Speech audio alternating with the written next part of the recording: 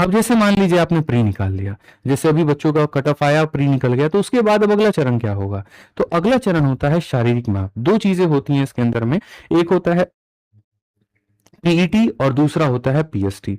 PET का मतलब होता है फिजिकल एंड्योरेंस टेस्ट और पीएसटी का मतलब होता है फिजिकल स्टैंडर्ड टेस्ट। पीटी जो होता है उसके अंदर में भाग दौड़ और बाकी सारी चीजें होती हैं, और पीएसटी का मतलब आपके शरीर की मेजरमेंट होती है। ठीक है, मेल के लिए अलग होता है, फीमेल के लिए अलग होता है। तो सबसे पहले अगर हम पीईटी की बात करते हैं, तो पीईटी के अंदर में पहले तो 100 मीटर का रेस होता है मेल के लिए, जो 16 सेकंड में उनको पार करना होता है। जिस दिन तुम्हारा फिजिकल होगा, तुम जाओगे, जो भी वहां कंडक्टिंग एजेंसी होगी, ठीक है, वहां पर जब तुम सीआरपीएफ वाले हाल फिलहाल अभी शायद इसको करवा रहे हैं, तो जब जाओगे तो पहले तुमको 100 मीटर का रेस कराएंगे 16 सेकंड के अंदर में। जो नहीं भाग पाया पहले उसको डिस्क्वालीफाई कर देंगे। फिर इसमें जितने लोग सेलेक्ट हो गए, फिर उनको भगाया जाता है यहाँ पर 100 मीटर के बाद में 1600 मीटर का रेस, और उसके लिए 6.5 मिनट का समय होता है हर किसी के लिए, कोई भी कैटेगरी का वो फर्क नहीं पड़ता। फिर इसमें जो लोग सेलेक्ट नहीं होते उनको भगा देंगे, जो सेलेक्ट हो गए अब उनको लेकर के आएंगे। फिर उसके बाद होगा लॉन्ग जंप, जो कि 3.65 मीटर का होगा। ठीक है, और इसमें तुमको 3 चांस दिया जाएगा, क्योंकि इन दोनों को करने के बाद में थोड़ा पैर जम जाता है, पावें बंध जाती हैं। ठीक है, तो इसीलिए 3 चांस दिया जाता है कि भैया लॉन्ग जंप तुम इतनी बार में क्वालिफाई कर लो। फिर लॉन्ग जंप के बाद में तब होता है हाई जंप 1.2 मीटर का, इसके भी कुल मिलाकर के 3 चांस मिलते हैं। और फिर होता है गोला फेंक, जिसको हम लोग शॉर्ट पुट कहते हैं, 4.5 मीटर तक इसको फेंकना होता है, और उसका वजन जो होता है वो 16 एलबीएस के बराबर होता है।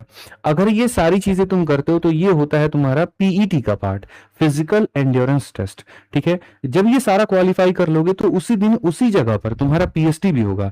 पीएसटी के अंदर में आती हैं दो चीजें, एक हाइट कम से कम इतना होना चाहिए, और तुम्हारा जो सीना है वो 80 से 85 सेंटीमीटर, मतलब 80 सेंटीमीटर है, और सांस लेने पे से 5 सेंटीमीटर फूलना चाहिए। ठीक है, तो ये हमारा चेस्ट का रहता है। ठीक है, ये नहीं कि 80 के 85 के बीच में नहीं, 5 सेंटीमीटर एक्सपेंशन का होगा वहां पे। ठीक है ना। अच्छा, अब बात करते हैं लड़कियों के लिए। तो क्या लड़कियों के लिए उतना ही दौर है जो लड़कों के लिए है? तो नहीं। पहले 100 मीटर वहां था, लेकिन समय कितना, 16 सेकंड, और इनके लिए 100 मीटर के लिए 18 सेकंड। वहां 1600 मीटर था, तो इनको 1600 मीटर भगाएंगे, मर जाएंगे वहीं पे, तो इनको 800 मीटर भगाया जाता है 4 मिनट के लिए।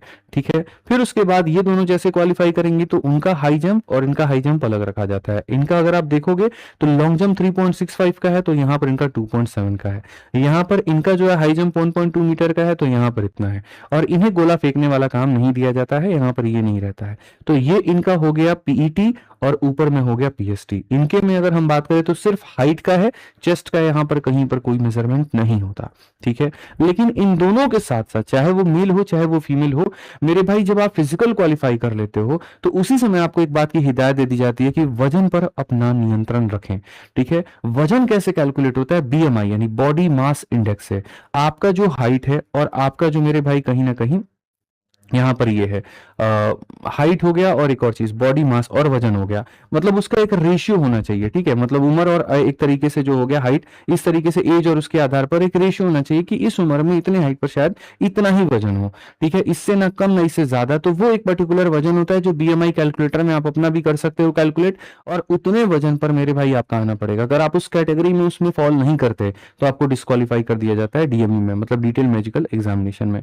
आप पढ़ते रहिए, आपके हर कदम पर हम आपके साथ में हैं और कहीं पर भी हम आपका साथ नहीं छोड़ेंगे। आपको किसी और चीज की भी आवश्यकता है तो वीडियो के कमेंट बॉक्स में आप वो भी बता दीजिए, वो भी मेरे भाई यहां पर पूरा हो जाएगा। वीडियो कैसी लगी जरूर बताइएगा और चैनल को सब्सक्राइब कर लीजिएगा मेरे भाई। आज के लिए इतना ही, मिलेंगे अगली वीडियो में।